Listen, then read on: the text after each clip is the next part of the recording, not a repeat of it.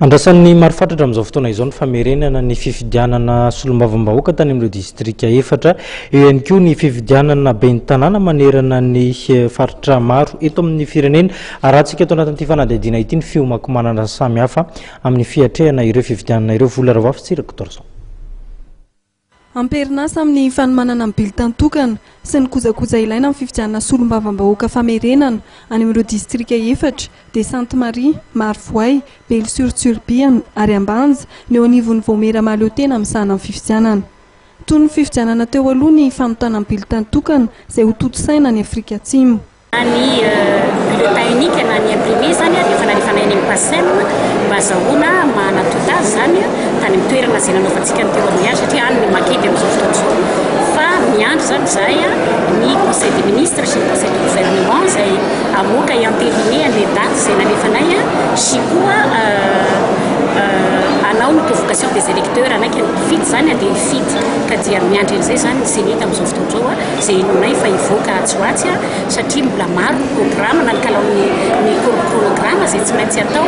ao ny formation n'ireo membre du bureau de vote satria misy membre izay nisoloana ao ihany koa ny fanomanana fanomezana fampifanana n'ireo membre ny CNV satria misy koa nisoloana izay rehetra izay zany dia miandry izay fanalefany amin'ny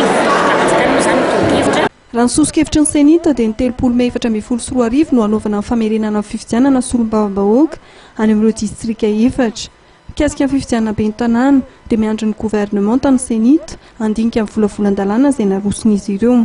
Nanao volavolan-dalàna izahay, tsy izahay moa ny tompony nakevitra n'izy fa izay dia natota izay volavolan-dalàna izay dia hoentintsika amin'ny gouvernement izay mitonga eo dia anjaran'ny zareo mitondra azy eo anivon'ny gouvernement sy eo anivon'ny parlementaire amin'izay fotoana izay. Fa dia miandry ny article 73 moa dia milaza hoe ny filoham-pirenena ihany conseil des ministres no afaka maka ny fanapahan-kevitra. Mandra-piandry ireo fifidianana roa ireo dia mbola misokatra amin'ny fampidirana amin'ny mpifidy ao anatin'ny listim-pifidianana. Raha momba ny liste électorale indray dia ao anatin'ny fanaovana ny révision annuelle zany tsika amin'izao fotoana izao. Io moa zany dia tiako hisarihana ny sainy rehetra hoe rehefa tsika zany dia manao an'ilay ady gasy foana rehefa tsy misy ny fifidianana dia tsy taitra misoratra anarana. Kanefa amin'izao fotoana izao zany dia afaka misoratra anarana eny anivo ny fokontany zany ny tsirairay mba mijery tsika zany manandrify ilay zotsika mba tsy hanomezantsika tsiny an'izaniza fa dia liste électorale io zany amin'izao fotoana izao dia azontsika atao ny misoratra anarana eny anivo ny fokontany satria raha ny code électoral no jerena efa lazainy foana hoe roa ihany no zavatra azo lazainao anatin'ny révision izay dia révision annuelle isan-taona sy ny révision refonte de la liste électorale isaky folo taona. Nomarian'ny filohan'ny Cenit Beatrice Atala fa tapitra eo amin'ny fanatanterahana amin'ny fifidianana ben'ny tanana ny asan'izy ireo ary anjaran'ny Vola Ravoavy tena amin'ny sahanana ny fifidianana no manohy ny asa momba ny fikarakarana amin'ny fifidianana.